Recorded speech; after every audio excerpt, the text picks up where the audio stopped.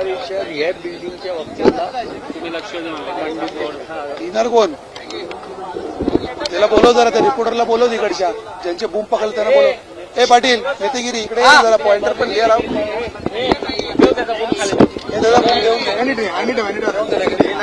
येतो नाही आता त्याचा आता याच्या हातात ठेवून दे खाली.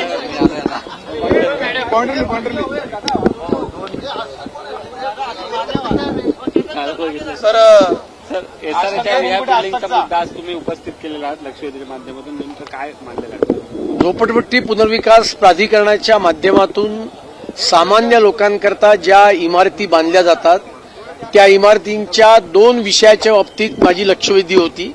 पहिला मुद्दा मी मागणी केली होती की सध्या प्रत्येक सदनिकेच्या मागे 40,000 रुपये कॉर्पस हा दिला जातो, त्याच्याऐवजी तो किमान 1 लाख रुपये प्रत्येक सदनिकेच्या मागे करावा अशी माझी मागणी होती. ही मागणी शासनाने मान्य केली. त्याचबरोबर माननीय मोदीजींनी सूर्यघर योजना आणलेली आहे. ओसी या इमारतींना देण्याच्या आधी अनेक गोष्टींची पूर्तता केली जाते. इमारतींच्या गच्चीवर सोलर पॅनल बसवावीत, ज्याचा खर्च एका नॉर्मल बिल्डिंग करता 40 ते 50 लाख रुपये एवढाच येत असतो. त्याच्यामुळे लिफ्ट आणि कॉमन पॅसेज यातलं विजेचं बिल या इमारतीतल्या लोकांना येणार नाही आणि ही मागणी सुद्धा मान्य करण्यात आली. आणि त्यामुळे आता एसआरएने बांधलेल्या रिहॅब कंपोनंट मधल्या इमारतींचा कॉर्पस हा 1 लाख रुपये मिनिमम केला जाईल प्रत्येक सदनिकेच्या मागे. त्याचबरोबर ओसी देण्याच्या आधी सोलर पॅनल बसवण्याचं बंधनकारक करण्यात येईल. त्यामुळे मोठा रिलीफ या वसाहतीत राहणाऱ्या सर्वसामान्य मुंबईकर लोकांना झालेला आहे. सर, एसआरए असेल किंवा पागडी असेल, सेस असेल, वेगवेगळे निर्णय आहेत मुंबईकरांसाठी विशेषतः महायुती सरकारकडून घेतले जात आहेत. काय वाटतं, महापालिका निवडणुकीच्या तोंडावर झालेल्या निर्णयाचा खरंच फायदा होईल? नाही बघा, आम्ही याच्याकडे महापालिकेत फायदा किंवा तोटा या अँगलमधनं बघतच नाही आहोत. आजची मी जी मागणी केली होती ही मी गेले 3-4 महिने करत होतो आणि त्यामुळे मला असं वाटतं की आम्ही काही राजकीय दृष्टिकोनातून या गोष्टींकडे बघत नाही. लोकांचं जीवन जसं माननीय मोदीजींनी इज ऑफ डुईंग बिझनेसच्या बरोबर इज ऑफ लिव्हिंग म्हटलेलं आहे, त्या इज ऑफ लिव्हिंग लोकांचं सर्वसामान्य मुंबईकरांचं कसं झालं पाहिजे या दिशेने आम्ही हे सगळे निर्णय करतो. इतक्या वर्षांमध्ये हे प्रश्न रखडण्याचं काय कारण होतं नेमकं? कारण पागडींचा तर प्रश्न 50 ते 100 वर्षांपासून रखडलेला पाहायला मिळतो. बघा, पागडींच्या इमारतींचा प्रश्न सोडवण्याकरता मुळात राज्य सरकारने सेसचा प्रयोग केला होता. त्याच्यामध्ये अनेक चांगले निर्णय आम्ही गेल्या 10 वर्षात घेतले.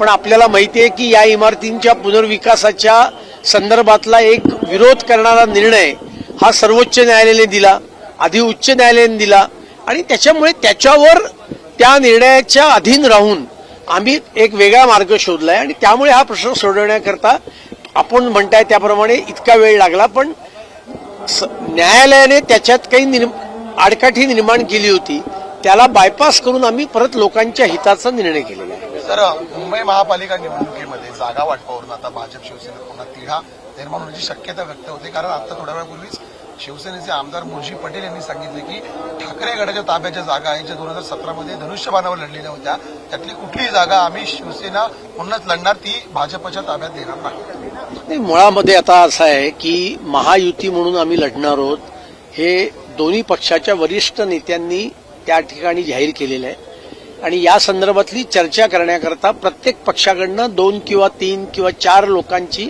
सदस्य समिती कार्यकर्त्यांची नेत्यांची गठीत केली जाते. ती समिती या विषयातला चर्चा करेल. त्याच्या आधीच कोणी या विषयावर काहीही बोलणं मला वाटतं महायुतीच्या हिताच्या दृष्टीने नाहीये.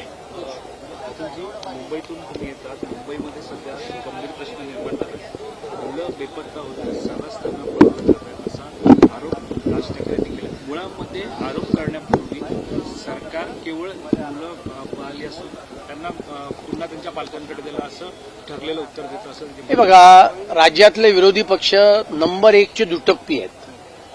ज्या एका माणसाने लहान मुलांना किडनॅप केलं, हायजॅक केलं, त्याचा पोलीस एन्काउंटरमध्ये मृत्यू झाला, त्याच्या विरोधामध्ये इथे लक्षवेधी लावली आणि सरकारवर टीका केली. आणि या ठिकाणी तुम्ही म्हणताय तसं की काही मुलं हरवली असतील तर त्या संदर्भात पत्र लिहिलंय आणि त्याच्यामुळे गृह खातं माननीय मुख्यमंत्री अत्यंत सक्षम आहेत. नक्षलवाद संपवलेला आहे आणि अशा प्रकारच्या कुठल्याही घटना घडल्या असतील तर तात्काळ त्याच्यावरचे उपाय काढले जातील. विधान भवन परिसरामध्ये जी गर्दी वाढते त्याचे पासेस पैसे देऊन दिले जात आहेत अशा पद्धतीचा आरोप हेमंत पाटील यांनी विधान परिषदेमध्ये मांडलेला आहे आणि त्यांनी काही उदाहरणं सुद्धा दिलेली आहेत. नाही, हा सर्व निर्णय जो असतो तो विधान परिषद आणि विधानसभेचे अध्यक्ष आणि सभापती यांच्या अखत्यारीतला असतो. त्याच्यावर मला कुठलंही भाष्य करायची इच्छा तर महाराष्ट्र पोलिसांचा एक महत्वाचा प्रश्न आहे, डीजी लोन जे आहे त्यांच्या हक्काचं ते अद्यापही त्यांना मिळालं नाही. ते मंजूर झालंय मात्र वितरित अद्यापही केले गेलेलं नाही. मला असं वाटत नाहीये 10 वर्षामध्ये विक्रमी पोलीस हाऊसिंग या राज्यात निर्माण झालेलं आहे आणि याचं एकमेव कारण माननीय देवेंद्र फडणवीस यांनी ज्या पोलीस हाऊसिंग करता अनेक योजना आणलेल्या आहेत त्या योजना हे त्याचं खरं कारण आहे.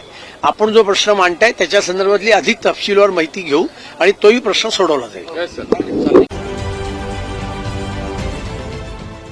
देश विदेशातील प्रत्येक घडामोडींचे लाईव्ह अपडेट मिळवण्यासाठी आता साम टीव्हीच्या सर्व सोशल मीडिया प्लॅटफॉर्मला लाईक, फॉलो आणि सबस्क्राईब करा.